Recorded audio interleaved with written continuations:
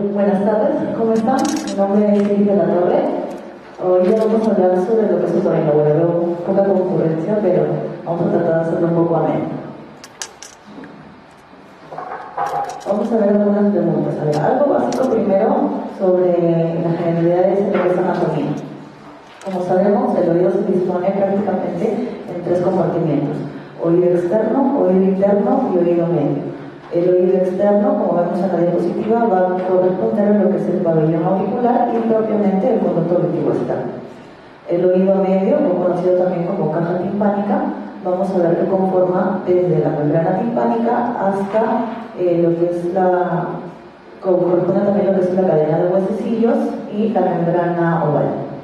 Y el oído interno, ya propiamente dicho, lo que es la cóclea y el laberinto, que va a estar conformado por los canales semicirculares, como lo vemos en la diapositiva, también asimismo en los nervios vestibular, el facial y el nervio auditivo.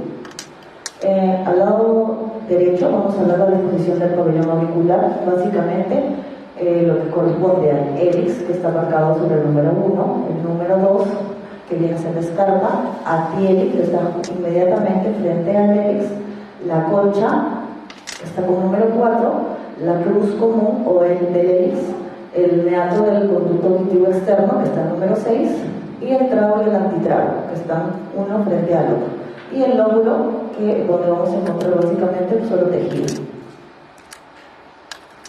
Entonces, en el caso de una pericondritis y un hematoma septal del pabellón auricular, ¿dónde creen ustedes que se debe realizar la incisión del drenaje de todas estas partes que hemos mencionado? ¿Alguien tiene alguna idea?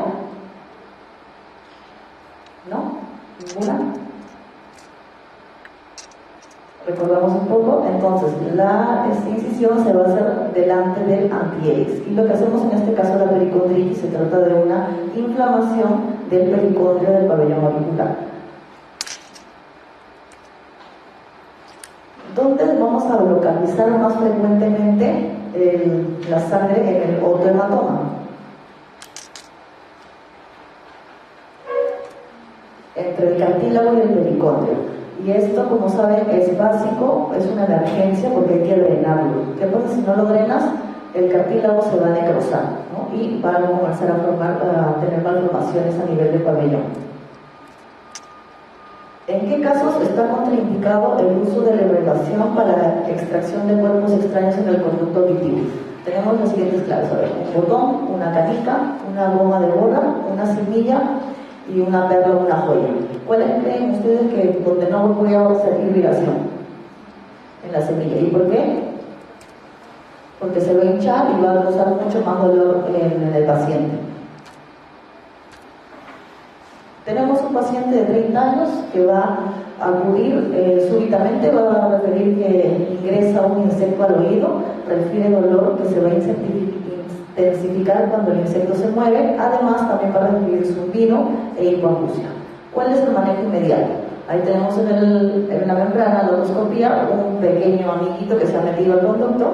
Entonces, lo vamos a irrigar, le vamos a dar analgésicos de vía parenteral, antibióticos, aplicamos glicerina o los traemos con una pinza. ¿Ustedes qué creen que vamos a hacer? Glicerina para poder matar al bicho. A veces solo con la glicerina sale por el conducto, o a veces también necesitamos hacerle un pequeño lavado para que pueda barrer con el insecto. Entonces, la homeostasis óptica, básicamente nosotros tenemos ahí algunas defensas, pero también que nos y algunos agresores, ¿no? Entonces, dentro de lo que son las defensas, lo que tenemos que tener nosotros es un equilibrio, un pH bajo, ácidos grasos, lisoenzimas, y también hay una autolimpieza. Hay también algunos agresores como son la desecación, la humedad, la dermatitis y la atrofia glandular.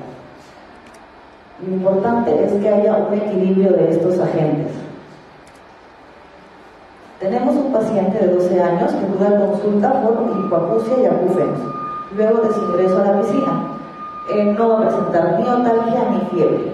¿Cuáles creen que va a ser el diagnóstico de este pacientito? Una otitis media aguda, una otitis media crónica, una otitis externa maligna, un cerumen o una otitis externa circunscrita.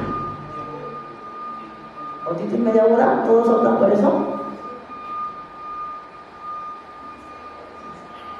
¿Verdad? A ver, este sí es un poco controversial, pero ¿cuál es la clave aquí? Porque el diagnóstico es cerumen. El paciente no presenta ni otalgia ni fiebre, entonces descartamos lo que son tanto la otitis media aguda o crónica.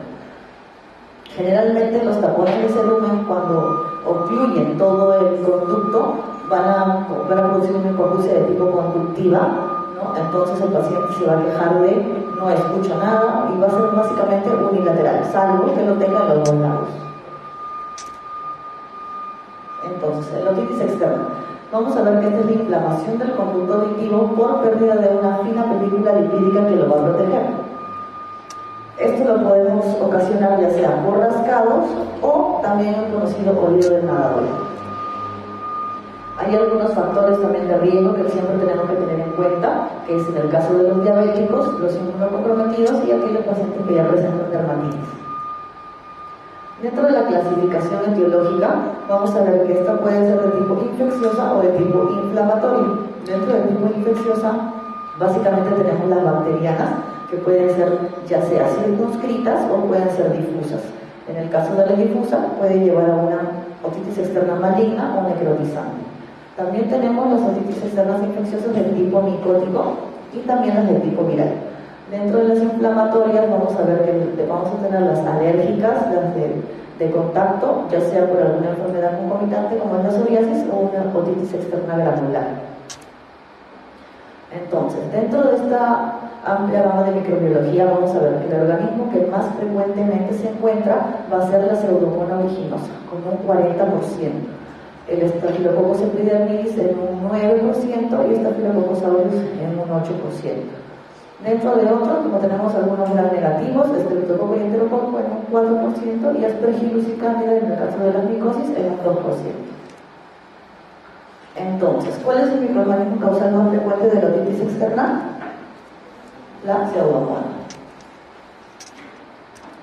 Dentro de la clínica vamos a presentar otalgia, básicamente plenitud oral, ya sea que el paciente se va a quejar de que lo siente como si estuviera lleno su oído, la otorrea, que va a ser evidenciada a través del conducto, una hipoacusia de tipo conductiva, prurito, y también en algunos casos puede generar adenopatías. El tratamiento básicamente va a ser, acuérdense de la A grande, aspiración, antibióticos, antimicóticos y analgésicos. Nosotros tenemos que prevenir desearlo. ¿Cuántos de acá utilizan hisopos para limpiarse? ¿Quién les ha dicho que se usan? ¿Quién les ha dicho que se debe usar hisopos? Los hisopos no se usan. Cada vez que uno se baña, no sé si ustedes han sentido que sale como una grasita, es el cerumen que está saliendo solo. Salvo ustedes tengan un acúmulo excesivo de cerumen que les ocasiona como un tapón, ahí se hacen los lavados. Porque muchas veces también vienen y preguntan, ¿cada cuánto me tengo que hacer un lavado? ¿Cada 6 meses? ¿Cada 3 meses? Los lavados solo se hacen cuando hay tapones de cerumen, porque si no, tú barres con toda la flora normal del conducto auditivo. Entonces, podemos usar también algunas gotas, tenemos que cubrir amplio espectro de las bacterias patógenas, el vehículo acidificante, que no sean potenciales ototóxicos, ni sean tampoco alergénicos, que no se precipiten los medicamentos que sean de bajo costo y que se asocian con corticoide, que es un potente antiinflamatorio. Para la otitis externa bacteriana, cuando es circunscrita, es debido básicamente a una infección de un folículo piloso en el CAE por el Staphylococcus aureus. Dentro de algunos signos y síntomas vamos a encontrar tumoración flebótica en la cara anterior e inferior del conducto. Podemos encontrar algunas adenopatías satélites y el tratamiento básicamente va a ser desbridamiento quirúrgico con anestesia local, antibiótico tópico y vía oral, así como los aires, ¿no? Básicamente. Cuando esta ya es difusa, vamos a ver que la infección de la epidermis, dermis y tejido celular subcutáneo. Incluso puede llegar a una pericondritis cuando afecta también el pabellón. Básicamente encontramos la Pseudomonas aeruginosa y el Staphylococcus aureus. Dentro de los signos y síntomas principales, signo de trago positivo, conducto congestivo, va a estar eritematoso, va a haber también un estrechamiento o una estenosis de este conducto y vamos a ver otorrea líquida y profuso. El tratamiento básicamente es antibióticos, corticoides tópicos, AINES. Dentro de algunos antibióticos que utilizamos es la amoxicilina con ácido clavulánico o el ciprofloxacin. La otitis externa maligna o necrotizante, esta es una entidad poco frecuente, va a ser muy preguntada en varias evaluaciones, ya sea del bachillerato, del ENAM. El germen más frecuente es la pseudomonas aeruginosa. Los signos y síntomas van a ser otorrinolaringología intensa, otorrea persistente que no va a mejorar con el tratamiento. Afectación también de algunos pares craneales, como es el séptimo par, que va a dar una parálisis facial, y también está los síndromes de Vernet y de Korexica, que es básicamente el de Vernet también se conoce como síndrome del agujero rasgado posterior, donde va a existir una paresia de los pares craneales, el 9, el 10 y el 11. ¿No? Y el síndrome de Korexica, que también va a incluir la paresia del 12º par craneal. Dentro de algunos factores de riesgo siempre tenemos que tener en cuenta, como les digo, los inmunocomprometidos y los diabéticos. A la otoscopía vamos a ver un tejido de granulación de aspecto polipoideo con una esfacelación del conducto e incluso podemos ver necrosis, ¿no? El área que está a ver, de este lado, la parte más moradita que se ve acá abajo, esta parte de acá, ¿no? Es lo que vemos ya la parte necrótica. Y lo que le digo de aspecto polipoideo vendría a ser esto de aquí, todo esto de aquí. Toda esta tumoración de aspecto polipoideo, que algunas veces incluso se exfacela. Entonces, algunos exámenes auxiliares que podemos pedir son una tomografía de oído mastoide, donde vamos a ver en el lado izquierdo, a comparado del derecho, se ven incluso las celdas mastoideas como si estuvieran ocupadas. Acá vemos que hay como tipo contenido, a diferencia del otro, que las vemos que están bien aireadas o bien neumatizadas, ¿no? Otra que pedimos también es la gammagrafía con tecnesio 99, donde vamos a ver que en este caso hay captación del contraste. En este lado de acá. Entonces, el tratamiento va a ser básicamente multidisciplinario. Hay que tener un control riguroso de la glicemia, como les digo, hay que tener en cuenta los pacientes diabéticos. La antibioterapia va a ser endovenosa en un lapso de 6 semanas. Podemos utilizar antibióticos de amplio espectro como son el imipenem, meropenem, ciprofloxacino, ceftazidima, cefepime. Y si es que es necesario, hay que hacer a veces algún debridamiento con una cirugía mínima. La otomicosis, que esto también es una entidad muy frecuente, básicamente cándida y aspergillus. Los síntomas principales vamos a tener que es prurito intenso y una otorrea muy densa. El tratamiento de este, más que los antimicóticos, es la aspiración frecuente. Nosotros citamos a nuestros pacientes a veces cada 2 o 3 días, dependiendo de qué tanta proliferación del hongo tenga. Aparte, el antimicótico tópico y el alcohol boricato. Ya en inmunodeprimidos tenemos que utilizar antibiótico también bioral, ¿no? Como el itraconazol, bueno, esos antifúngicos. Los factores de riesgo son sobre todo aquellos pacientes que tienen una antibiótico-terapia muy prolongada. A la otoscopía vamos a ver el conducto que va a estar congestivo, incluso lo vas a ver un poco macerado, y vamos a ver la presencia de este hongo. Acá en esta foto vemos lo que es blanquito, como un algodoncito. Cuando lo vemos en el microscopio se ve así bien clarito, que son las cifras, es la cándida, el blanco, y ya el marroncito es el aspergillus, ¿no? Eso es básico. Siempre a veces preguntan eso también en algunos exámenes. Dentro de la otitis externa viral vamos a tener lo que es la meningitis bulosa. Este es más frecuente por el virus de la gripe y el micoplasma pneumoniae. Esto está asociado a infecciones de vía respiratoria aérea. Vamos a tener un paciente que se queja otalgia intensa, que va a llevar una otorrea, puede ser serosanguinolenta. Cuando se da este caso, ya el dolor va a ceder. ¿Por qué? Porque es como que tú tuvieras una casa o este cuarto que está lleno de gente. Entonces sale y ya se va a aliviar. La misma gente que está apretada se alivia. Entonces sí es igualito con la membrana. La membrana, mientras esté abombada, mientras tenga contenido, va a doler. Una vez que uno le hace una meningocentesis, deja de doler, el paciente se va a quejar del dolor. Además, tú tienes que asociarle también antibióticos y corticoides tópicos, ¿no? Como analgésicos. En este caso, en la membrana linfática al lado derecho, vamos a ver unas tenas de contenido serohemático en la capa epitelial. Se ven como unas pequeñas burbujitas, si lo ven a ese lado. También tenemos, cuando es por el herpes simple tipo 1, también se da casos de inmunosuprimidos. pacientes que tienen SIDA y pacientes hematológicos.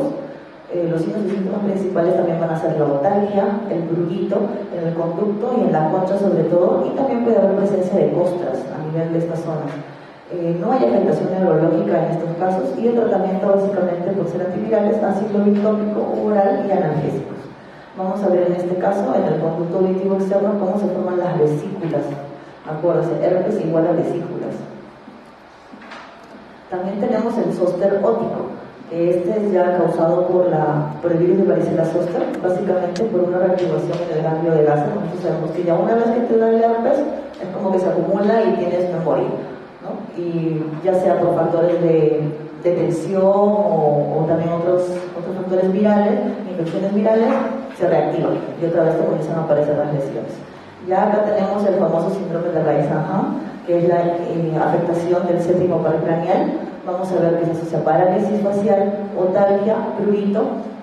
Cuando afecta también el octavo par craneal, ya vamos a ver que el paciente se va a quejar de vértigo y una hipoacusia súbita neurosensorial del mismo lado, si es que ya se desarrolla por completo.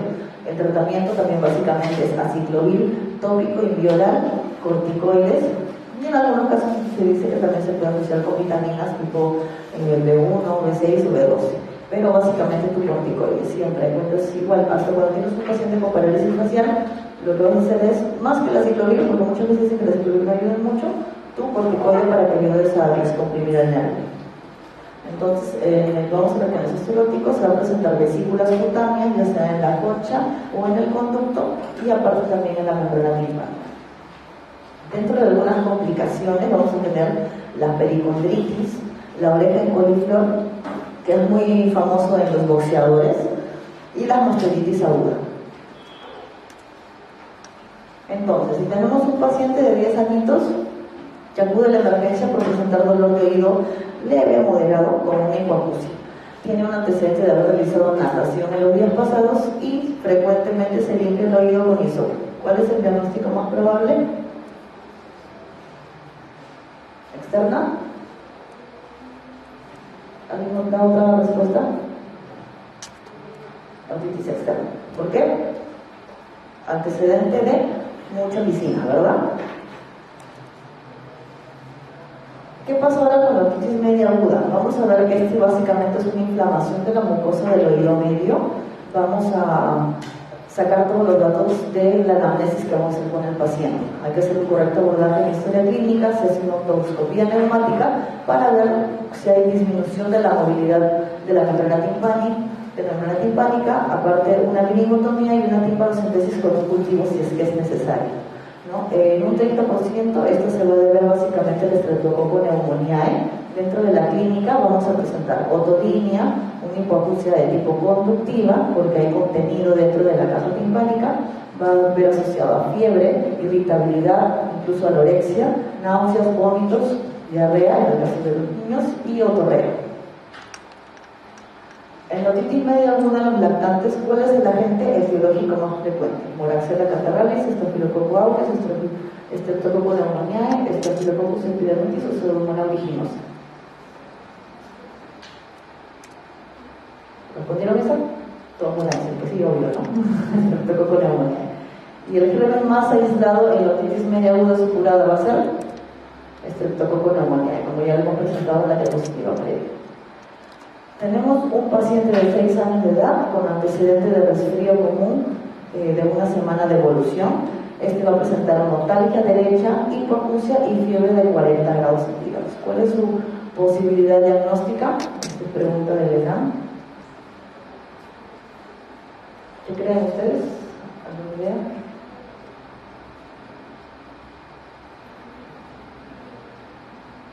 Otitis media aguda. Un lactante de 9 meses de edad va a presentar llanto inconsolable, irritabilidad, febril de 38.5, rinorrea amarilla, faringe congestiva, amígdalas hipertróficas, van a encontrar incluso un abombamiento y una hiperemia de la membrana timpánica.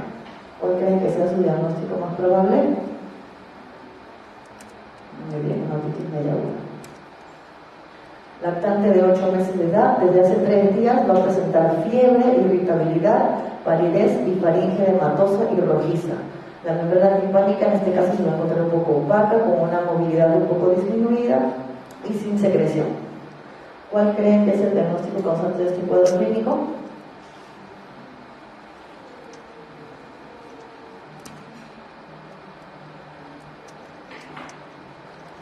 A ver, a la anterior, ¿qué responden? Otitis media, ahí no lo han marcado, pero sí es. Ante un niño de 8 años, bueno, ya se le dio la respuesta. ¿Cuál es un diagnóstico de otitis media aguda sin ningún antecedente patológico de importancia? El antibiótico de primera elección siempre va a ser la amoxicilina. En un niño con otitis media aguda que, a pesar de un buen tratamiento, las manifestaciones clínicas no van a mejorar durante las primeras 48 horas, ¿cuáles creen que sería la conducta a seguir? Solo tranquilizar al familiar, cambiar el antibiótico, volver a examinarlo a ver si encontramos algo más adicional, aplicar gotas o agregar algún antiinflamatorio. Tranquilizar a los familiares es lo que dicen, pero a las 48 horas generalmente se tiene que ya rotar de antibiótico, ¿verdad? Solo que a veces hay preguntas en las que a veces discrepamos, pero es por banco de preguntas. Generalmente usted sabe que lo que se le da internado y lo que se le da siempre es más por banco. ¿En qué cuadrante de la membrana timpánica se debe evitar realizar la meningotomía para no lesionar estructuras del oído medio? En la parte posterior y superior, ¿no? Vamos a ver que la membrana timpánica, vamos a ver si podemos ir un poquito por acá. Acá tenemos nuestra membrana timpánica, imaginemos, me salió medio chueca.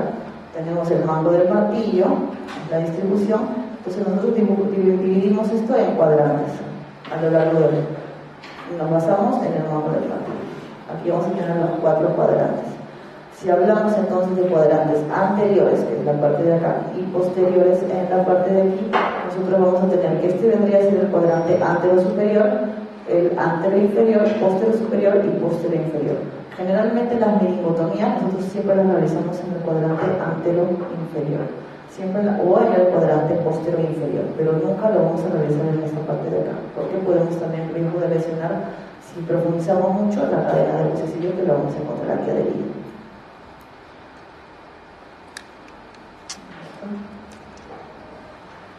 Y hacemos el diagnóstico de otitis media recurrente cuando el paciente ha presentado más de 3 episodios en 6 meses. En una otitis media con efusión, entonces, básicamente, como les explicaba, vamos a ver que tenemos los cuadrantes tanto anteriores y posteriores, ¿no? Nos guiamos siempre del margen del mango del martillo para poder hacer la división tanto superior como inferior. Entonces, vamos a ver que en estos casos vamos a necesitar terapia antibiótica, como para una otitis media aguda, también gotas nasales o vasoconstrictores nasales, antihistamínicos orales y ejercicios de Valsalva. ¿Cómo hacemos los ejercicios de Valsalva? Ya sea al cupo, apretar la nariz e inflar, ¿no? O también hay otra que es la maniobra de Toynbee, que también se conoce, que es el tragar la saliva. ¿Ustedes lo saben? También van a sentir cómo se destapa y se tapa su oído. Esas 2 maniobras le ayudan para poder permeabilizar la trompa de Eustaquio. Entonces, en este caso vamos a hacer una meningotomía, que es una incisión a nivel de la membrana timpánica y colocar tubos de ventilación. ¿Para qué? Para ayudar a la permeabilidad de la caja timpánica. Siempre se va a hacer bajo una guía microscópica y se va a realizar la meningotomía, se aspiran las secreciones que salgan, ya sean mucosas, casi siempre, y se coloca el tubo de ventilación, como les mencioné, en el cuadrante antero-inferior. El objetivo de esto va a ser, como ya les dije, ventilar el oído medio. Nunca en la parte posterior, como nos mencionamos en la pregunta, y siempre en la parte de adelante. Igual es la disposición y cómo queda el tubito en la parte antero-inferior para que vean la disposición. Y siempre se hace la incisión en forma radiada. Cuando ustedes ven la membrana timpánica al microscopio, van a ver casi como las ruedas de la bicicleta, como la cámara, que está todo así, rayadita, igualita. Y ahí es donde van a realizar la colocación. Ahora, estos tubos de ventilación, cuando son así simples, de corta duración, varían, depende del uso, pueden durar hasta 6 meses. En algunos pacientes los botan antes de los 6 meses, algunos entre 6 y 1 año, pero no va a pasar de 1 año generalmente. Ya cuando tenemos pacientes que tienen incluso atelectasia de la membrana timpánica, es decir, se retrae un poco, ya vamos a colocar tubos de larga estancia, que son tubos en T, que son más largos, y estos, como les digo, van a durar mucho más tiempo. Dentro de las complicaciones de la otitis media vamos a tener que hay complicaciones intratemporales, intracraneales y extratemporales.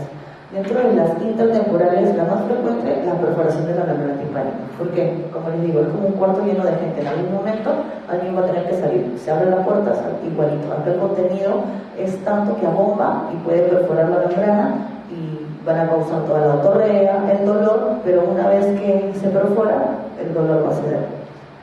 Dentro de otras complicaciones también tenemos las retracciones, la destrucción de la misma cadena circular, la timpanoesclerosis, que van a ser tipo unas cicatrices, que son algunas placas blanquecinas en la membrana timpánica, el colesteatoma, la mastoiditis, una petrocitis, una laberintitis o una parálisis facial.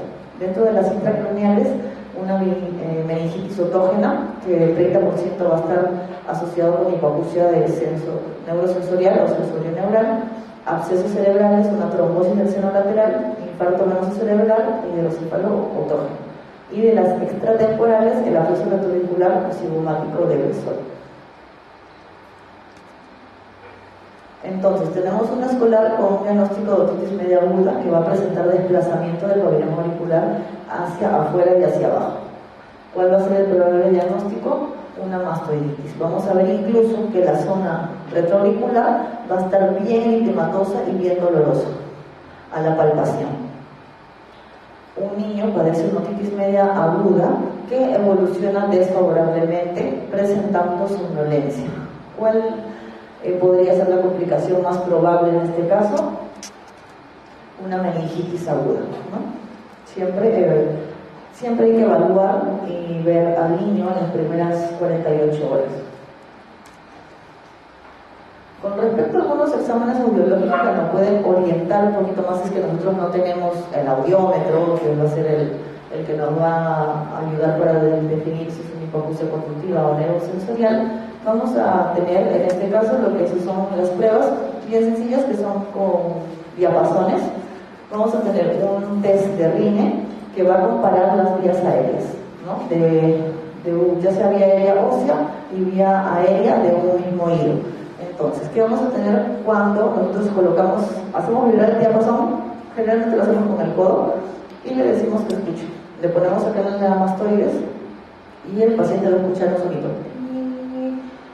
De ahí le van a colocar en la parte de adelante para poder comparar tanto ósea como aérea.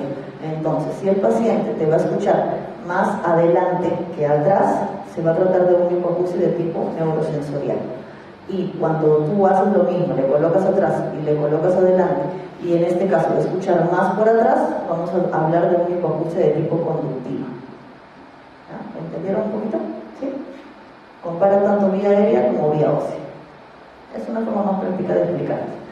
Y el test de Weber va a comparar las vías óseas de ambos oídos. Es decir, nosotros colocamos el diapasón, lo hacemos vibrar en el codo, lo colocamos en la parte de acá superior, o también puede ser acá, o incluso que muerda un poquito con los dientes. Y vamos a ver y le preguntamos hacia dónde se va el sonido. Si el paciente te responde que se va para el lado, que en este caso él refiere que es el sano, el oído sano, ¿no? Imagínate que él viene, no me molesta este oído, pero te dice que se va para el otro oído, sería una hipoacusia de tipo neurosensorial.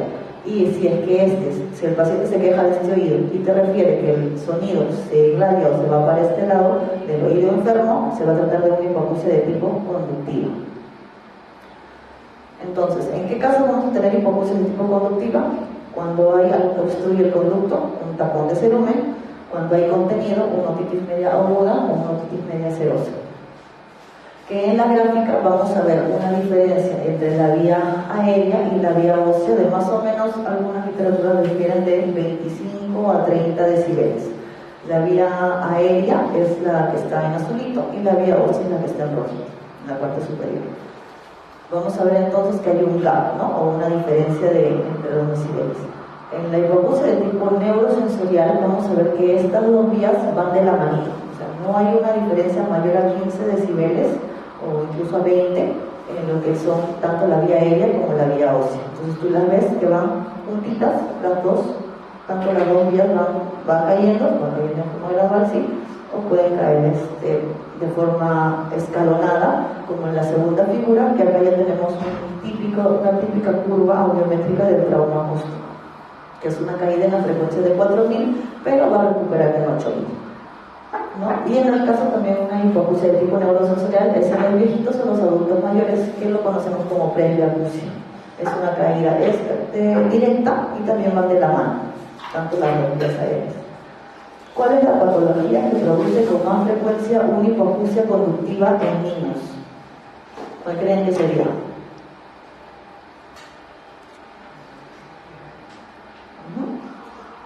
Una otitis media aguda por el contenido que presenta. Como le hemos dicho, otonia, hipoacusia de tipo conductiva, fiebre, irritabilidad que puede llevar a la anorexia, náuseas y vómitos y otorrea evaluable. Tenemos un paciente de 80 años de edad que va a presentar una disminución de la audición bilateral, sobre todo cuando está en lugares públicos y ruidosos. ¿Cuál cree que sería su disturbio más probable? Muy bien, presbiacusia. ¿Cuál es la causa más frecuente de vértigo? Ahí lo tenemos marcado, ya le di su ayudita. Va a ser de tipo idiopática, básicamente. Dentro de estas, en orden de frecuencia, vamos a tener el vértigo posicional paroxístico benigno en un 18.5%. Es lo que generalmente refieren como vértigo. Ahora, vértigo, acuérdense que es la sensación de giro, no solo la inestabilidad, porque muchos pacientes vienen refiriendo: siento vértigo, pero cuando tú haces la anamnesis, le preguntas y el señor dice: no, mi forma más fácil de decir es: señor, ¿a usted le giran las cosas como si estuviera en un juego mecánico o es que camina como si estuviera borrachito? Y ahí el señor te va a decir: no, sí, yo camino así como que me estoy yendo para un lado y para el otro, pero no me giran las cosas. Sensación de giro, eso es lo que nosotros llamamos vértigo. ¿Ya? Para que también ustedes de repente, cuando les viene la emergencia, un paciente no van a estar siempre mandando por un vértigo, cuando al final son mareos y de repente corresponde a otra especialidad como el neurología. ¿Cuál de las siguientes entidades que produce vértigo es la más sencilla de tratar? Como ya le hemos dicho, el vértigo paroxístico benigno. Básicamente por cambio de posiciones. Entonces, como ya les expliqué, dentro del conducto del oído interno vamos a presentar lo que es la cóclea y lo que es el laberinto, ¿no? Lo que es la disposición de los canales semicirculares, tenemos superior o anterior, el posterior y el lateral. Dentro de estos, el más frecuente, que casi siempre se ve afectado, es el canal semicircular posterior, ¿no? Y hay maniobras ya de reposición, que ya no son tanto preguntas de los exámenes, pero sí hay maniobras para poder reposicionar estos canalículos que se han soltado de una cierta forma y poder llevarlos a su forma original donde deberían estar. ¿Dónde se localiza el cambio patológico de la enfermedad de Meniere? Entonces, como hemos dicho, hay un laberinto membranoso. En este caso vemos cómo está dispuesto de una forma normal. Todo lo celestito que se ve sería el conducto líquido que tenemos dentro, ya sea el perilinfático o el endolinfático. En este caso sería el endolinfático. Y vamos a ver en la otra figura qué es lo que pasa en la enfermedad de Meniere. Es un acúmulo de este líquido, por eso es que se le conoce como hidros también. Vamos a ver que va a estar dilatado, vamos a ver las cavidades, cómo se encuentran dilatadas. El nervio de la cuerda del tímpano. Vamos a ver alguna pregunta relacionada a lo que es anatomía, básicamente. Básicamente va a llevar lo que son fibras gustativas al tercio posterior de la lengua. Ahora vamos a hablar un poco de lo que es la rinología con respecto al desarrollo anatómico de los senos paranasales. Vamos a ver en la figura cómo es la disposición de los senos. Cuando uno nace no va a tener todos los senos, sino estos se van desarrollando a lo largo del tiempo. Entonces vamos a tener el desarrollo del seno maxilar, vamos a ver en el lado de la parte más inferior, infraorbitario, cómo es la disposición. Como lo vemos primero a los 6 meses, que está en la parte más amarillita, luego va aumentando, ¿no? Al año, a los 3 años, a los 8 años, y ya más o menos a los 12 años vamos a ver que está bien neumatizado. También el seno frontal, que está en la parte más superior, que esos son los últimos en neumatizarse. Vamos a ver, si viene un niñito, generalmente, que dice, 5 años, y tiene su radiografía, y es sinusitis frontal, en el niño de 5 años no va a existir sinusitis frontal porque el seno todavía no se ha desarrollado. Eso también tiene que saber diferenciar, ¿no? También tenemos un complejo osteomeatal que va a ser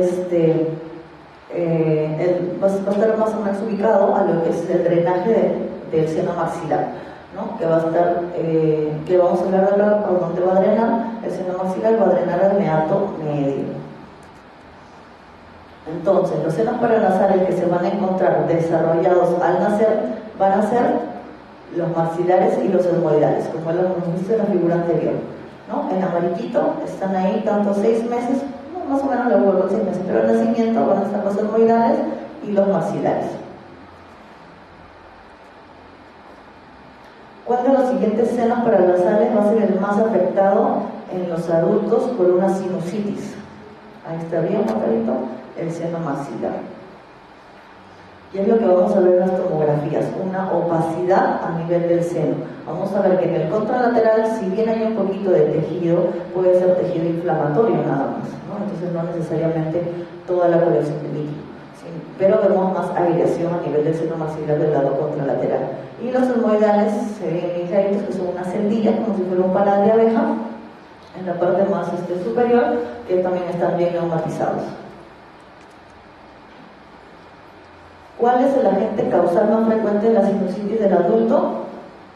Vamos a ver, de acuerdo a una distribución patogénica, una sinusitis bacteriana, vamos a ver mucho más porcentaje en lo que es, vamos a ver en lo que es el Streptococcus pneumoniae y el Haemophilus influenza. Entonces, el Streptococcus pneumoniae vamos a tener en la cabeza. En el caso de una sinusitis, cuando por endoscopía vamos a observar la presencia de secreción purulenta por el meato superior, los senos más afectados en este caso serían las celdas esfenoidales y los etmoidales posteriores. Entonces vamos a tener ahí en el dibujo cómo se realiza el drenaje. En el meato inferior, que va a estar ubicado inmediatamente inferior al cornete inferior, va a drenar el conducto lacrimonasal. Al meato medio, como hemos dicho, el seno maxilar y los etmoidales anteriores. Y en el meato superior, las celdas esfenoidales y las etmoidales posteriores, como lo mencionamos en la pregunta.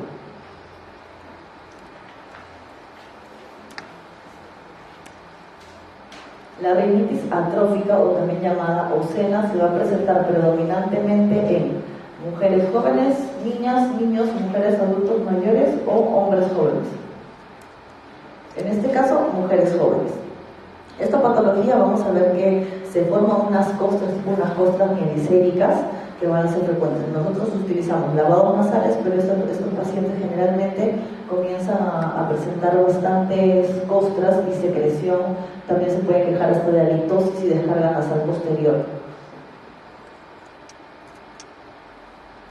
Un niño de 12 años va a ocurrir por presentar estornudos, rinorrea y picor nasal.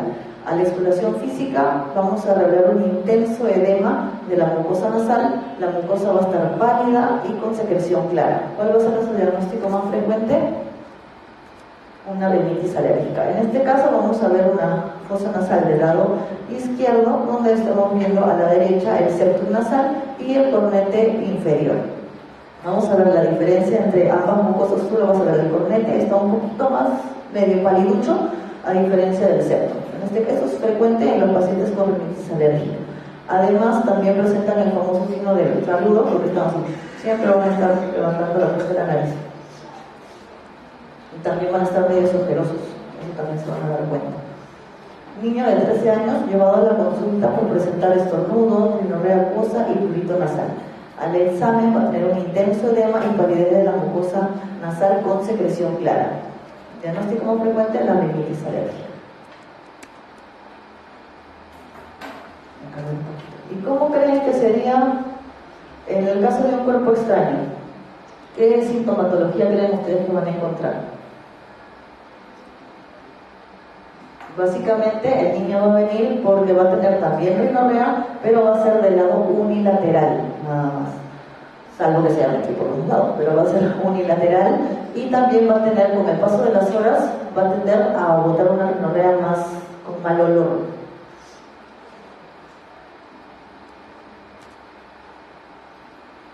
La vascularización nasal. Vamos a ver que el aporte vascular va a ser tanto en el septum como en la pared lateral nasal. Dentro de las arterias principales vamos a tener la arteria esfenopalatina, que va a irrigar la parte más posterior del tabique nasal y de la pared nasal lateral. En este caso vamos a tener dos tipos de plexo. El plexo anterior o plexo de Kisselbach, o también conocido como plexo de Little, que va a estar, como ya mencionamos, en la parte más anterior. Acá lo tenemos, el plexo o el área de Kisselbach, que van a, y acá vamos a tener en cuenta siempre la arteria etmoidal anterior, que es el segundo vaso en orden de importancia en la vascularización de lo que son todas las estructuras nasales internas, que va a irrigar, como ya hemos dicho, la porción más antero-superior del tabique y la pared lateral de las fosas nasales. Entonces, epistaxis anterior, básicamente sangrado a nivel del plexo de Kisselbach. Y las epistaxis de tipo posterior, que como hemos dicho son de la esfenopalatina, que está en este lado de aquí, que va a emitir luego sus ramitas. También se le conoce como el plexo de Woodruff, que también les pregunta a veces en algunos exámenes, ya sea de internado o de residentado. Woodruff, a ver, acá lo escribo. Así. Woodruff.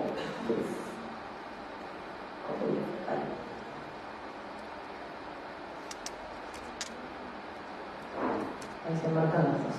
Entonces, la epistaxis posterior proviene más frecuente de la arteria. ¿Qué arteria? El esfenopalatina. Y la arteria implicada, igualito, en otro tipo de pregunta, arteria implicada en el sangrado nasal posterior, esfenopalatina. Van a ver que básicamente son bancos de preguntas lo que les vienen a ustedes. Causa de epistaxis, vamos a ver que dentro de su clasificación puede ser de tipo, básicamente locales.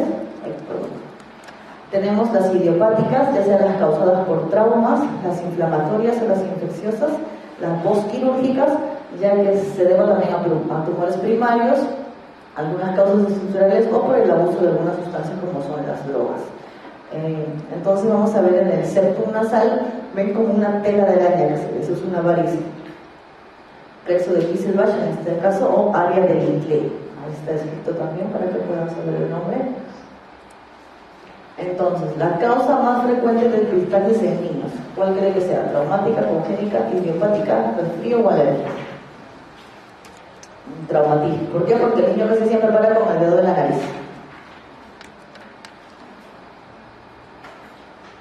También tenemos las epistaxis de tipo postquirúrgicas. Generalmente nosotros cuando hacemos cirugías de tabique nasal se quedan con tapones bilaterales para que hagan un tipo de compresión y también eviten lo que es el llenado. Si es que hay un poco de sangrado, que se llene. Y como hay cartílago nasal, ¿qué pasa cuando hay cartílago en contacto con sangre? Se necrosa. Entonces lo que hacemos con los tapones es básicamente hacer un poco de compresión. También, como ya les mencioné, hay algunos tumores que pueden ocasionar sangrado. Por ejemplo, dentro de uno de los más frecuentes es el angiofibroma, que va a ocluir además cavidad nasal derecha y la juana, como lo vemos acá. Básicamente se va a presentar en jóvenes, hombres, no mujeres. ¿Ya? Hay preguntas a lo que refieren. Paciente joven, 19 años, que viene por sangrado, unilateral generalmente. Básicamente tienen que siempre pensar en una sonofibroma juvenil. También tenemos el hemangioma cavernoso en fosa nasal derecha. Podemos también tener algunos granulomas en la cara del septo, del septum nasal, y ya un poco más invasivos los carcinomas de células escamosas en la cavidad nasal derecha. Asimismo también tenemos epistaxis de tipo estructurales. Vamos a ver en el caso que son las perforaciones septales, ya sea por también alguna cirugía previa o por algún traumatismo. Por ejemplo, en la imagen tenemos la fosa nasal izquierda con una desviación septal, con una difícil visualización de epistaxis. En este caso vamos a ver como un pequeño granulomita, como un pequeño granulomita en la pared del septum nasal, ¿verdad? Y en la parte más inferior una perforación septal total causando las epistaxis. Generalmente las perforaciones en los bordes se van a formar algunas costras y a veces estas costras desprenden y también van a generar lo que es el sangrado, ¿no? En este caso es un paciente que tiene abuso de cocaína.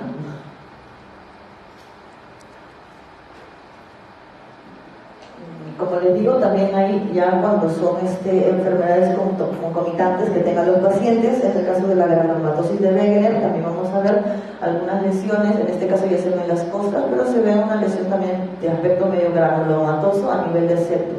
Se puede ver también así como si fueran varias bolitas chiquitas, bien juntitas, todas que confluyen. También vamos a ver lo que son las telangiectasias hemorrágicas hereditarias en el caso del síndrome de Redmond-Osterweber. También podemos encontrar las epistaxis.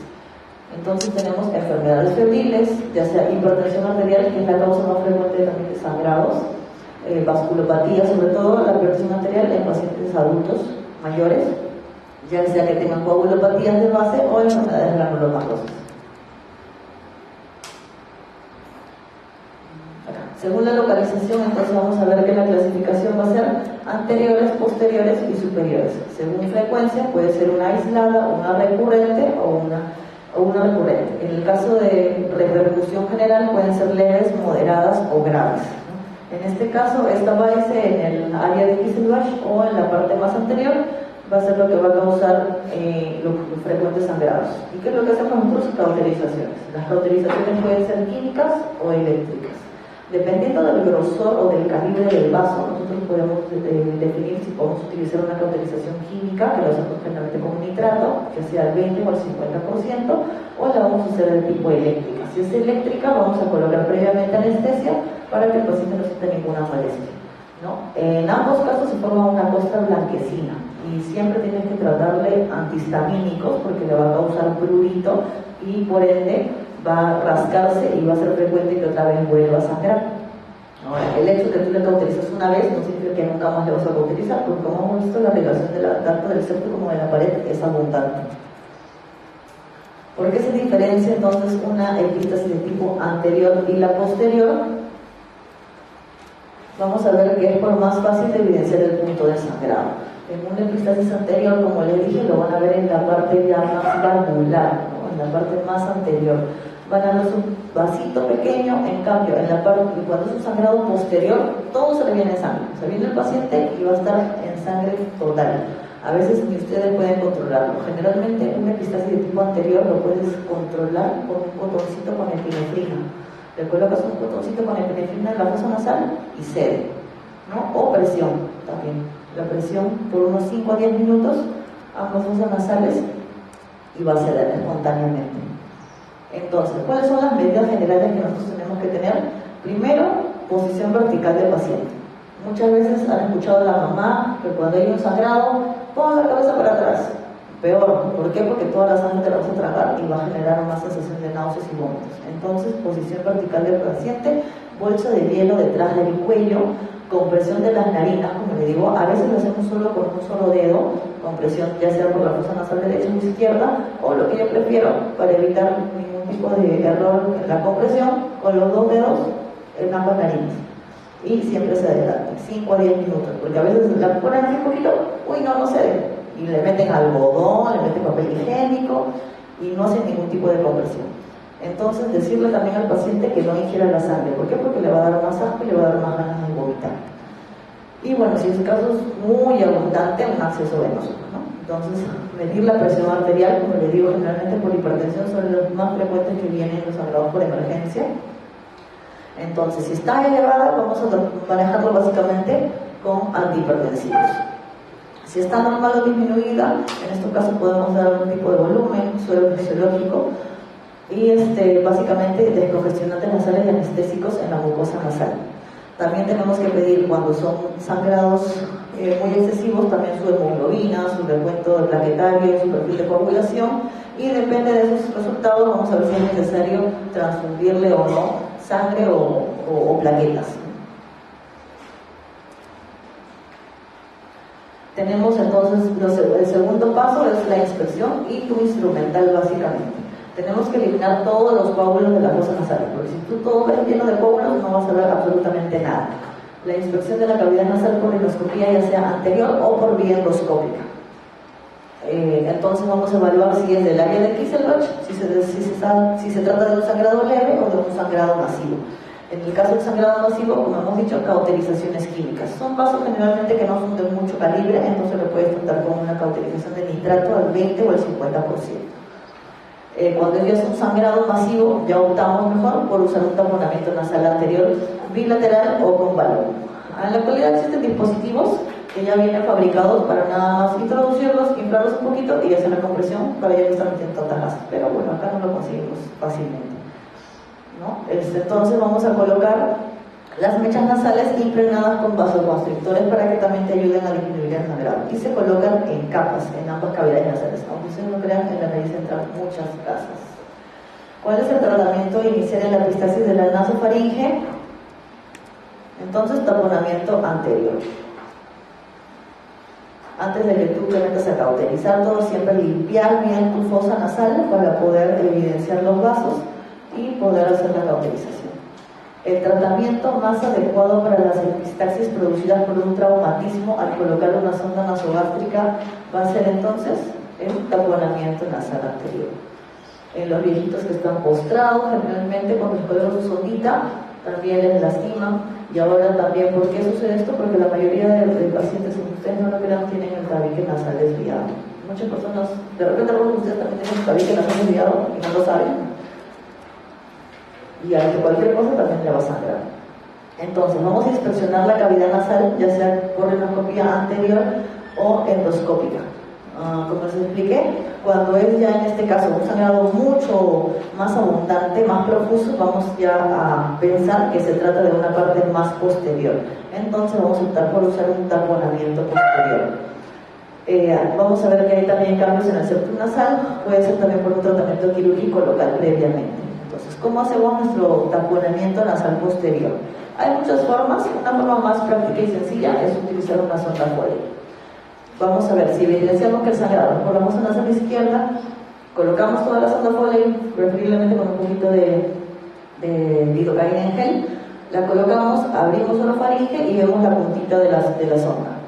Comenzamos a insuflar un poquito, generalmente con unos 10 mililitros de suero fisiológico, y vamos jalando, haciendo un poco de tracción para que este baloncito quede en cabo. Así. Ya una vez que quede en cabo, vamos a fijarlo con un taponamiento nasal anterior, ¿no? Entonces vamos a ver acá en la vista de perfil, vemos cómo está la sonda Foley, el baloncito que está atrapado en la parte posterior en el cabo, y ya posteriormente le vamos a colocar todas las gasas por la parte delantera.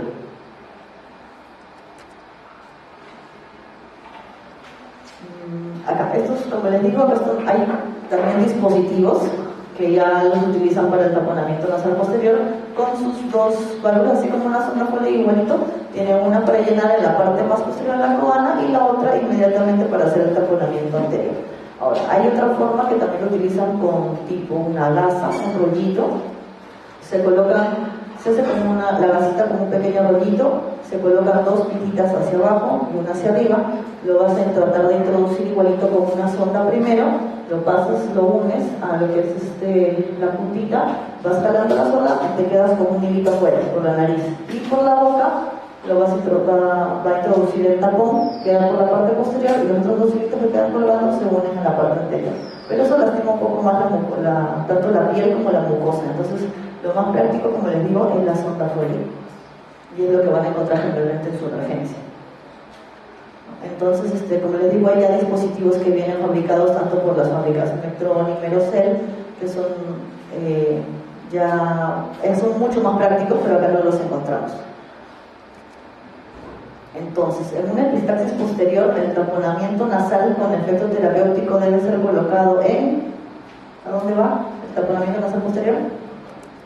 En cabo faringe. ¿Y cuándo vamos a hacer un tratamiento quirúrgico de esta epistaxis? Ya generalmente, vamos a ver, no visualizamos, entonces sacamos nuestro tapón posterior, que generalmente nosotros lo dejamos más o menos 2 días a 3 días, dependiendo, para que controle el sangrado. Vamos a ligar en todo caso por vía endoscópica el vaso sangrante o se hace una embolización también previa angiografía. ¿No? Generalmente con vía endoscópica encontramos todos los sangrados, es una cauterización igualito, solo que ya con anestesia general, lo metemos a sala para poder hacer la cauterización. Entonces, con una visión endoscópica de una epístasis severa, vamos a ubicar el vaso sangrante, que en este caso fue encontrado en la parte más inferior acá, en el septum, acá, en la parte más posterior, ahí ya está cauterizando, ¿no? En este caso es un monopolar con succión para poder detener el sangrado. Y en la parte del costado vemos con visión endoscópica ya una epistaxis más severa que viene de las ramas de la cocha de la espina palatina. Como les digo, es la arteria que más frecuentemente se lesiona en el sangrado posterior. Está ubicado en esta parte de acá, en la parte más posterior, acá atrás.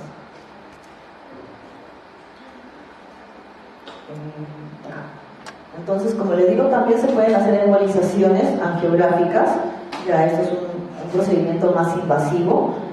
Vamos a ver prácticamente igual, pueden haber, como les mencioné, varios vasos que pueden ser ligados a través de la bordajilla cervical, tanto de la vía endoscópica transnasal o transmaxilar, y en el caso del angiograma, supraselectivo. Esta parte ya es más supraselectiva y es bilateral, ¿no? De las arterias esfinopalatinas.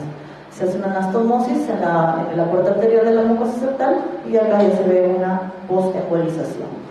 Como se ve todo, toda la irrigación a nivel del septum, y al otro lado ya colocado el material para embolizar y ya no se ve nada, se ve acá todo el área de sangrado, post-embolización, ya no se ve nada.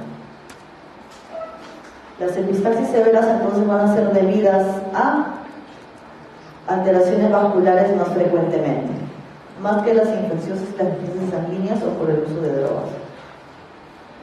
Dentro de las complicaciones de los taponamientos nasales, no siempre va a ser sencillo a veces. Básicamente, cuando tenemos un taponamiento anterior, vamos a causar algunas sinequias intranasales. También puede haber epífora o necrosis tisular por compresión. Como les expliqué, cuando ya el tapón es demasiado compresivo, podemos también necrosar el septum nasal. Asimismo, también se puede necrosar la columela después de un taponamiento bilateral antero-posterior. Cuando hacemos un taponamiento anterior y posterior, podemos obstruir también el complejo osteoneatal. El pacientito va a estar frecuentemente lagrimeando. Puede haber también disfunción tubárica, puede haber dolor y edema del paladar, puede haber dificultad para pasar los alimentos, puede causar una apnea obstructiva, necrosis septal o columnar, hipoventilación, hipoxia, hipercapnia y aspiración. Asimismo, bacteremia y sepsis. Hace poco me acuerdo que le han colocado un tapón nasal posterior a una señora posoperada y le causaron un hemotímpano. Toda la sangre se fue a través de la trompa hacia la caja timpánica y veíamos una membrana toda morada de color violáceo. También la señora se comenzó a quejar de eso. Es básicamente por a veces mucha presión que le ponen al globo, ¿no? Ocluyen también la parte de la trompa, el rostrum de la trompa, y comienzan a fluir y se van todos los coágulos a la parte más superior. ¿Cuál es la complicación más frecuente entonces del taponamiento nasal anterior? Sinequias intranasales. Paciente varón de 20 años que hace 3 días presenta dolor intenso en la garganta, alza térmica de 40 grados, trismus, halitosis, cialorrea, abombamiento del pilar anterior izquierdo con rechazo de la úvula y de la amígdala hacia el lado contralateral. ¿Cuál va a ser su diagnóstico presuntivo? Absceso periamigdaliano. Vamos a ver, básicamente siempre en la clínica vamos a ver que la úvula la desplaza para un lado y vamos a ver un aumento de volumen a nivel de la amígdala y del periamigdaliano. Así, más esquemático para que lo puedan ver, ¿no? Entonces van a ver, ¿y cómo es que lo vamos a tratar? Ahí en la imagen vamos a ver cómo hay aumento de volumen, se desplaza la úvula con un nicho de la línea media. Vamos a ver en comparación cómo está la otra amígdala de aspecto normal. Esa rayita que está marcada con rojo van a ser los sitios donde nosotros vamos a incidir para poder hacer la aspiración. Todo absceso hay que drenarlo. ¿no? Entonces, y de ahí se va a ir con sus antibióticos de todas maneras, no lo van a solo drenar y dejar. Acude a emergencia madre con su hijo, quien va a presentar secreción nasal purulenta unilateral sin antecedentes de fiebre, rinorrea o tos. ¿Cuál va a ser el diagnóstico más probable? Cuerpo extraño en la nariz. Muy bien. Varón de 4 años con rinorrea maloliente unilateral de 2 semanas de evolución. Diagnóstico más probable, cuerpo extraño intranasal. Y es clásico, que encuentren a los niñitos que van. Yo he sacado desde canicas, hay unas canicas, la pasada no he sacado, pero ya por vía endoscópica porque no salía por la fosa nasal. Y también el de los tornillos de las corta uñas, también se lo han metido, yo lo he sacado. Y en lo que sí es una urgencia, ya, emergencia, no tanto urgencia, es las pilas. ¿Por qué? Porque las pilas se sulfatan y generan perforaciones.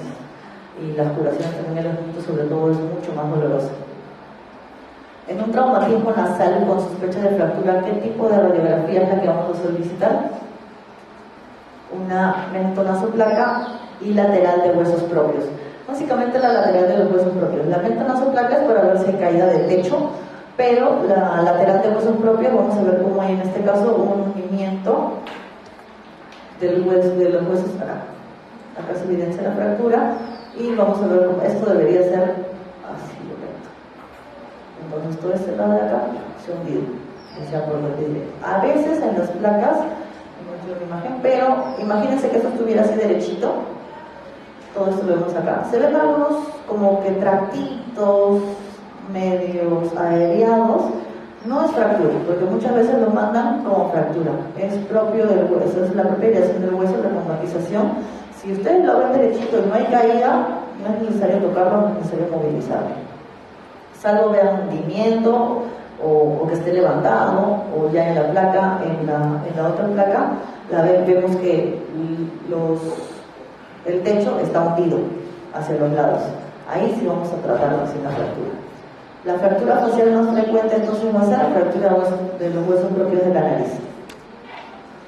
Ante una obstrucción nasal de 3 días después de un traumatismo, se debe de sospechar de lo siguiente, excepto, ¿qué creen ustedes? Perforación septal. Siempre cuando hay un traumatismo, lo primero que tienen que ver es que no haya hematoma septal. Si hay hematoma septal, hay que drenarlo porque si no ese cartílago se va a morir. ¿Cuál es la causa más frecuente de anosmia? La rinitis. Básicamente vamos a presentar rinorrea anterior y o posterior, va a haber dolor facial o a la presión también, puede acompañarse de tos, estornudos, puede haber hiposmia o anosmia, puede haber fiebre y congestión, obstrucción o bloqueo nasal. ¿Cuál es el tumor benigno más frecuente de la nasofaringe? Mencionamos el angiofibroma. Y como ven en la foto, unilateral y varón joven. El conducto lágrimo-nasal drena en el coronete nasal. Lo mencionamos por ahí, en el coronete inferior, ¿no? Meato inferior, no más que coronete, es meato inferior. Entonces ahí vemos la disposición, eso seguro también lo van a mencionar en sus clases de oftalmología, cómo es el conducto lágrimo-nasal. Vamos a ver aquí, conformado por los ductos, tanto uno superior como inferior, que confluyen en un conducto común, en el saco, y de ahí se va a discurrir hacia abajo, hacia la parte posterior del coronete inferior o en el meato inferior.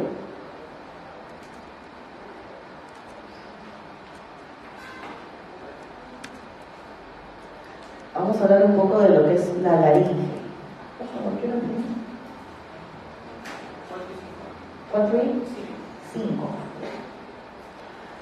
A ver, entonces un poquito hablamos de lo que es laringe.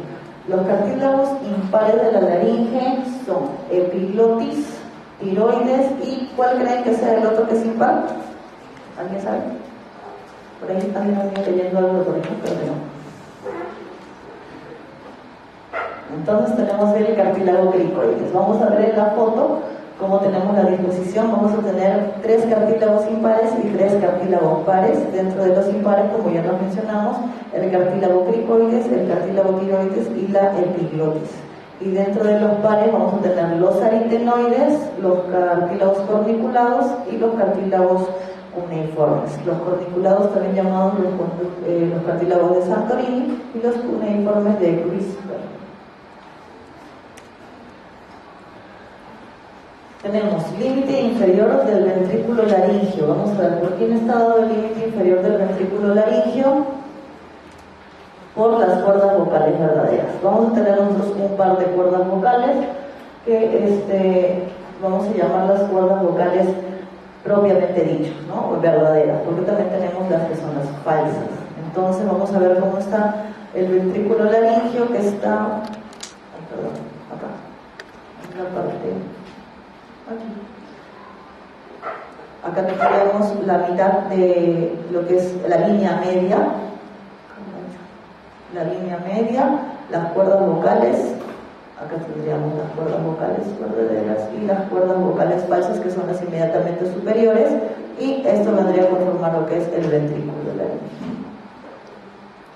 como tipo una concavidad que se forma, ¿no? Y además todo lo que está superior a las cuerdas, supraglotis, a nivel de las cuerdas sería glotis, y debajo de las cuerdas infraglotis o subglotis, también llamado, o espacio intraglótico.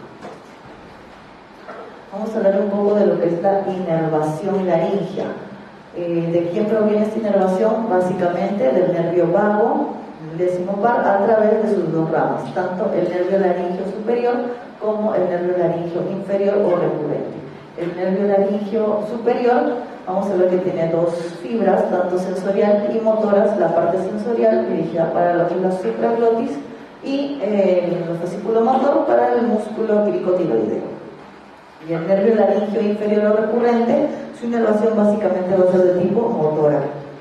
Todos los músculos intrínsecos del mismo lado, excepto el cricotiroideo. Y el músculo interaritenoideo, que va a recibir inervación de ambos recurrentes, ¿no? Básicamente el nervio que más se van a lesionar en lo que son las cirugías, ya sea de tiroides o de cabeza y cuello, va a ser el nervio laríngeo inferior, y es por eso que los pacientes generalmente que han sido posoperados de tiroidectomías vienen con su disfonía. El músculo es aductor de las cuerdas vocales y está inervado por el nervio, en este caso el cricotiroideo, como ya lo hemos mencionado, y va a estar inervado por el nervio laríngeo superior.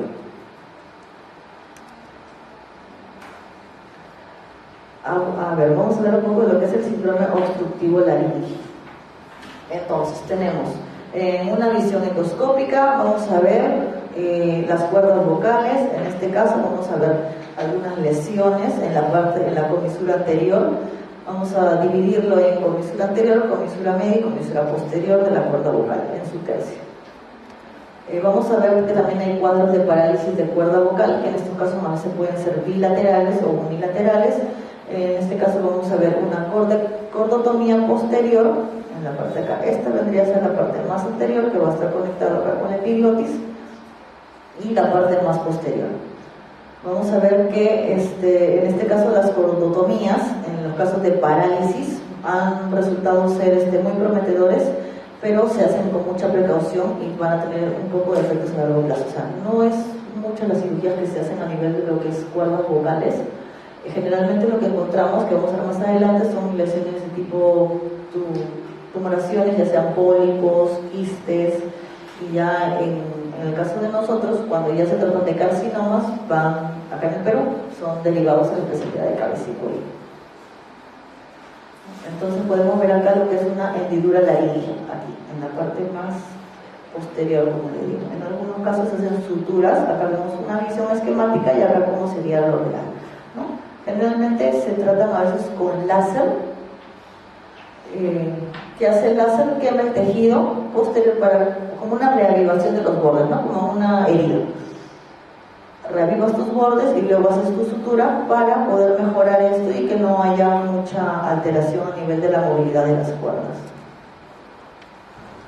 Entonces, nosotros vamos a realizar un examen que se llama laringoscopía, con un laringoscopio flexible es lo ideal, pero a veces no tenemos o los equipos, por ejemplo, en el hospital ahorita los equipos están desabastecidos totalmente, e incluso nosotros hemos tenido que comprarnos tenemos que llevar nuestras propias ópticas para poder hacer los exámenes y los pacientes se quedan sin hacer examen. Pero el laringoscopio rígido es un poco más dificultoso. ¿Por qué? Porque el paciente tiene que estar prácticamente colaborando y como que le jalas un poco la lengua para poder visualizar mejor. En cambio, con el flexible ingresas por fosa nasal, aparte de que evalúas todo lo que es cavidad nasal, también vas a la parte más posterior e inferior, que es la laringe. Entonces, hay una clasificación, que es la clasificación de Hollinger modificada para la laringomalacia, que generalmente la laringomalacia lo vamos a ver en niños pequeños, lactantes recién nacidos. Básicamente se van a quejar de estridor laringio, ¿no? Van a escuchar que el niño va a llorar y hacen un sonido característico mientras lacta o mientras respira tranquilo. Van a escuchar ese sonido. Entonces, ¿cuál es el tratamiento aquí? Básicamente esperar, porque es una falta de madurez del cartílago epiglótico. Entonces, lo que nosotros le indicamos a la mamá, no se angustie, vamos a esperar unos meses y se le hace una evaluación de nueva posterior a ver si mejora. Si en este caso, a pesar de eso, no mejora y sigue inmaduro, ya se hacen algunos tratamientos quirúrgicos, pero de base siempre cuando viene un niño lactante con estridor, van a hacer preferir una laringoscopia para evaluar y decirle hay que esperar un poco y repetir el examen posterior. En este caso vamos a encontrar una epiglotis así como si fuera una omega, ¿no? Y es, como les digo, inmadurez del cartílago. Agente causal de la epiglotitis. Pregunta del residentado médico 2010. El Haemophilus influenza en su mayoría, 95% va a ser debido a este agente, más que del estreptococo, tanto neumonía como aureus o el biógenes. Son características de las parálisis bilaterales del nervio laringio recurrente. Vamos a ver que básicamente afonía y obstrucción de la vía aérea.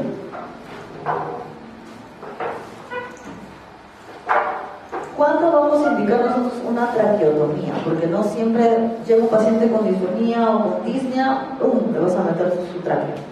No, entonces básicamente vamos a utilizarla cuando hay ventilación mecánica prolongada, cuando hay alguna falla respiratoria o dependencia crónica del ventilador, cuando hay una obstrucción de la vía aérea por procesos neoplásicos funcionales, en el caso de los cánceres, parálisis vocal bilateral o un edema secundario a la inhalación de humo o ingestión de cáusticos post-irradiación. También cuando hay obstrucción de la vía aérea por algún cuerpo extraño o alguna anomalía congénita, cuando hay retención de secreciones bronquiales para mejorar también lo que es la higiene pulmonar, cuando causa apnea obstructiva del sueño para poder disminuir el espacio muerto pulmonar, y cuando hay traumas maxilofaciales severos o un trauma laringio, y una traqueotomía electiva en las cirugías mayores de cabeza y cuello. Entonces, básicamente, la respuesta es ventilación prolongada, cuando requieren ventilación mecánica prolongada. Paciente con diagnóstico de cáncer de laringe, ¿cuál es el síntoma o signo más frecuente? Disfonía. Siempre a la alteración a nivel de las cuerdas vocales podemos ver que va a generar disfonía. Entonces, en esta vista vamos a ver un poquito ya más esquemático cómo lo veríamos nosotros en una laringoscopía. Entonces, como mencionamos, la parte más inferior en este caso sería nuestra comisura anterior, acá, y en esta de acá la comisura posterior. Tenemos nuestra cuerda vocal del lado, acá estamos al revés, sería derecha, izquierda, y lo dividimos en tercio, medio, anterior y posterior. Tenemos entonces nuestra cuerda vocal, como le digo, verdadera o la propiamente dicha, la más nacaladita, que es la que va a tener la movilidad y la que nos va a originar la salida de la voz, y la cuerda vocal falsa o también llamada guanda ventricular. A la parte más posterior vamos a tener los cartílagos aritenoides, la fosita piriforme, y esta es ya la pared posterior de faringea, ¿no? Que en los casos cuando encontramos laringitis crónica, pacientes que tienen reflujo, que es lo más frecuente, la encontramos un poco empedrada, así como si tuvieran varios bachecitos en la pared posterior. Entonces ya nosotros hablamos, como le digo, la parte más glótica laringe y acá hipofaringe, toda la parte más superior.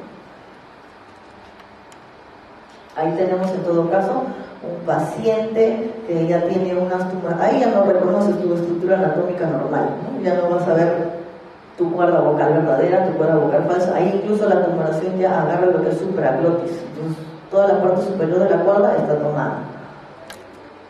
Lo que nosotros generalmente hacemos es, encontramos tumoración, lo biopsiamos, lo mandamos al anatomopatólogo, el anatomopatólogo decide si es cáncer, cabeza y cuello.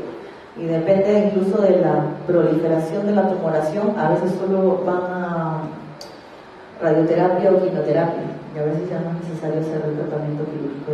También depende de los factores, ya sea de edad, algunas comorbilidades que tenga el paciente, o si no, hacen la limpectomía total. Varón de 25 años, víctima de un accidente de tránsito que va a presentar múltiples lesiones en cara y cuero cabelludo.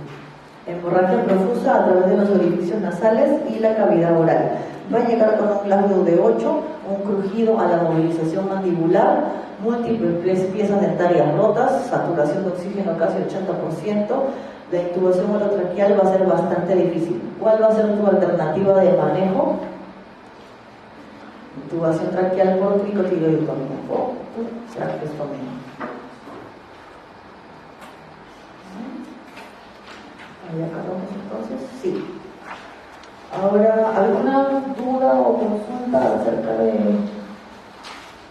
los temas? ¿Quieren saber cómo es la especialidad? No sé, que se anima después. ¿Quieren pasar a las preguntas de frente?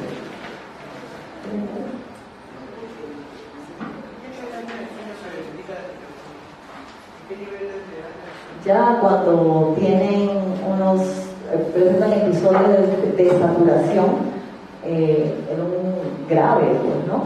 Pero generalmente nosotros en el apnea del sueño lo que se está tratando ahora es tratarlo con el CPAP, que es mantener presión positiva durante el estado de sueño, incluso cuando están durmiendo, se colocan, se hace como una evaluación, se utiliza lo que es la escala de Epworth, que son preguntas cotidianas que se le hacen a los pacientes, ¿no? Si presentan somnolencia diurna, cómo se sienten de repente durante la tarde, si cuando manejan un vehículo están también cansados, o durante un vehículo o en el transporte público se quedan dormidos. Todo eso te da una puntuación. Aparte tienes que hacer una evaluación también, como le digo, con el nasofibroscopio para evaluar a nivel de obstrucción. La obstrucción puede ser desde las fosas nasales hasta la parte más inferior, y depende de eso se utiliza también los tratamientos quirúrgicos. Pero un antraquio generalmente no se utiliza, pero es cuando es muy severo ya, pero básicamente, como le digo, es cuando requiere ventilación mecánica, es la indicación básica, porque tienes que asegurar tu vía aérea.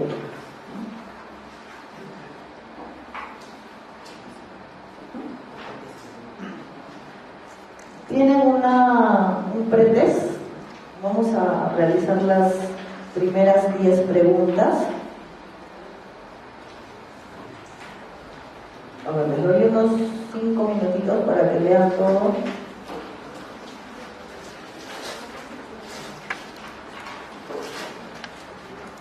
Para que lo resuelvan y luego lo resolvemos juntos. A ver, vamos a empezar con la primera. ¿Ya terminaron todos? ¿Sí? A ver, ante un paciente con una otitis externa difusa, ¿cuál creen ustedes que sería el tratamiento inicial? Lo metemos en cirugía, utilizamos antibióticos, analgésicos por vía endovenosa, utilizamos antibióticos analgésicos por vía oral, utilizamos antibióticos tópicos o limpiamos el conducto auditivo, antibiótico terapia tópica, y utilizamos también algunos analgésicos orales. ¿Qué creen ustedes?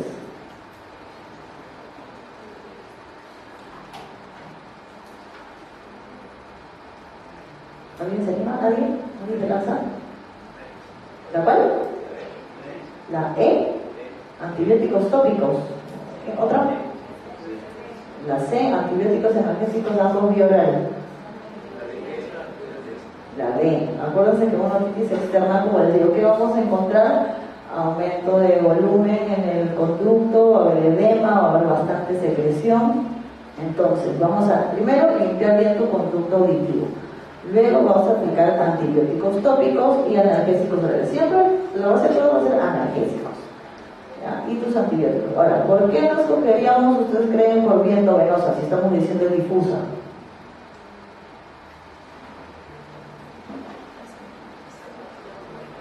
Porque es una otitis externa. Y aparte, si fuera un inmunosuprimido, un diabético, o sea, un paciente que tenga otras comorbilidades, de repente sí podemos optar por un tratamiento endovenoso. Pero como es, la pregunta solo te refiere en general, una otitis externa difusa, le vamos a dar limpieza, antibióticos tópicos y analgésicos orales. A ver, segunda pregunta, dice, acude a urgencias un lactante con 39 grados de temperatura axilar, edema de párpado izquierdo y rinorrea también del mismo lado, o sea, la rinorrea izquierda. ¿Cuál podría ser su diagnóstico más probable? Una pansinusitis, una sinusitis maxilar izquierda, una sinusitis etmoidal izquierda, una sinusitis esfenoidal o una sinusitis frontal izquierda. La C, una sinusitis etmoidal izquierda, básicamente por contigüidad, ¿no? Por el conducto, como ya hemos mencionado, el conducto lacrimonasal va a ambos sus orificios, se encuentra el saco más o menos a la altura de los etmoides y por eso es que te causa tu rinorrea del mismo lado. A ver, la tercera pregunta dice, asociación de edad avanzada, un señor viejito, diabético, con otalgia, que no evoluciona favorablemente a pesar de su tratamiento, asimismo presenta parálisis del séptimo par craneal, que llevan a pensar a uno de los siguientes cuadros clínicos como primera opción. A ver, te vas de frente por el carcinoma de nasofaringe, una meningitis granulosa, una laberintitis difusa, un carcinoma de hueso temporal o una otitis externa maligna. Una otitis externa maligna. Ahora, a propósito, ¿ustedes saben cuál es la diferencia entre otalgia y otodinia? ¿Cuál creen que sea? Uno es dolor referido al oído y el otro es dolor propio del oído. ¿Cuál creen que es cuál?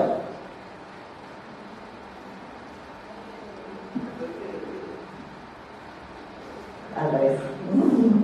La otodinia es del oído y la otalgia es el dolor referido al oído. Muchas veces vamos a tener, por ejemplo, nosotros pacientes que tienen una disfunción de la articulación temporomandibular. Incluso ustedes se agarran de la pecerita, se agarran a la altura de la articulación, comienzan a abrir y cerrar la boca y sienten un crujido. A veces hay pacientes que su disfunción o su artrosis a nivel de la articulación es tanta que vienen básicamente quejándose del oído. Me duele el oído, me duele el oído, me duele el oído. Y no sabes tú, lo examinas, ves su membrana bonita con su triángulo luminoso en el cuadrante anteroinferior y dice, señor, ¿sabe qué? No es del oído. Pero me duele el oído y me duele, y me duele, y me duele. Hay que explicarles porque esos pacientes generalmente tienen una disfunción ya sea por mala mordida, como digo, hay crujidos, incluso en algunos casos hay luxaciones de la articulación temporomandibular y explicarles eso. Es un dolor que es referido al oído por continuidad, pero básicamente es su articulación. Y eso se trata más con relajantes musculares, algunos antiinflamatorios, ¿no? Y explicarle que del oído está bien, salvo que encuentres algo patológico en la membrana o en el conducto, ¿no? Pero más que eso siempre va a ser un dolor, como les digo, referido. A ver, entonces, la siguiente, estamos en la 4. ¿En qué tipo de hipoacusia es característico el fenómeno de reclutamiento? Una hipoacusia de tipo conductiva de transmisión, una hipoacusia mixta, una hipoacusia central, una hipoacusia retrococlear o una hipoacusia coclear. ¿Alguien quiere entender? Coclear. Toda patología coclear va a reclutar. Eso es fuerte. Siempre téngalo presente. Todo reclutamiento o todo va a ser coclear. ¿Cuál de los siguientes senos paranasales es el más afectado en los adultos por la sinusitis? El maxilar, la celda etmoidal posterior, el esfenoides, el frontal o la celda etmoidal anterior. ¿Cuál creen que sea? El maxilar. Básicamente siempre el maxilar va a ser el más frecuentemente afectado. Incluso a veces también hay la presencia cuando a veces son hallazgos incidentales, uno toma la tomografía y encuentra unos pequeños quistes de retención, así bien redonditos, dibujados en el piso del seno maxilar. Paciente generalmente a veces no presenta ningún síntoma, ningún malestar, eso es solo observación, no es necesario operarlo, porque a veces uno ve opacidad, no, hay que operar, todo lo quieren operar. Entonces, básicamente, como digo, los quistes de retención se observan, se evalúan, solo cuando vemos que hay una sinusitis maxilar ya crónica, así vamos a decidir una cirugía. Básicamente esa es la permeabilización del ósteo maxilar, ¿no? Ya cuando son pacientes que de repente tienen otras patologías tipo pólipos, ya se hace la exéresis de los pólipos, es una buena limpieza del seno maxilar con curetaje, y ya posteriormente pues, irrigaciones nasales, corticoides, para poder disminuir el cuadro. Y no crean que con los pólipos, porque es una patología inflamatoria de la mucosa nasal, una vez que se operan, nunca vamos a salir el pólipo. Generalmente los pólipos recurren. Pues si tienen algún familiar o alguien conocido que no, me han dicho que tengo pólipos y me van a operar, y me han dicho que voy a quedar bien, mentira, porque los pólipos generalmente tienden a recurrir. El tiempo, no se sabe cuándo, mucho depende a veces del mismo tratamiento que continúen, pero básicamente es tratamientos corticoides, y cuando hay un tratamiento agudo de una sinusitis, ahí recién vamos a agregarle los antibióticos. ¿Ya? A ver, los senos paranasales que se encuentran entonces desarrollados al nacer, ¿cuáles tenemos? Esfenoidal y maxilar, frontal y etmoidal, esfenoidal y etmoidal, frontal y maxilar, o maxilar y etmoidal. Maxilares y etmoidales, como les dije, acuérdense del dibujito siempre abajo. Y los frontales son uno de los últimos. Nunca va a haber una sinusitis frontal en un niño de 4 o 5 años, jamás lo permitan. ¿Cuál de las siguientes entidades que producen vértigo es la más sencilla de tratar? El Meniere, otomastoiditis bacteriana, una neuritis vestibular, un paroxístico benigno o una insuficiencia vértebro-basilar. El paroxístico benigno. ¿Y cuál les dije que era el más frecuente canal afectado? ¿Alguien se acuerda? ¿Me he escuchado? Se lo olvidé. El posterior. Ajá. La epistaxis posterior proviene más frecuentemente de la arteria, eso lo hemos visto varias veces. ¿Cuál es? El esfenoparático. O plexo de... así me han escuchado. Niño de 13 años que es llevado a la consulta por presentar estornudos, rinorrea acuosa, prurito nasal. Al examen va a haber un intenso edema, palidez de la mucosa nasal, una secreción clara. El diagnóstico más probable va a ser cuerpo extraño, mastocitosis nasal, rinitis alérgica, rinitis neutrofílica o rinitis vasomotora. Rinitis alérgica. Acuérdense, en cuerpo extraño, ¿qué es lo que vamos a encontrar? Aparte de la rinotea unilateral, mal olor. ¿Cuál es el tumor benigno más frecuente de la nasofaringe? Angiofibroma, y sobre todo en hombres jóvenes. Difícil que encuentren un mejor. Bueno chicos, eso es todo. Espero que les haya gustado y que algunos cojan por la neurología como especialidad.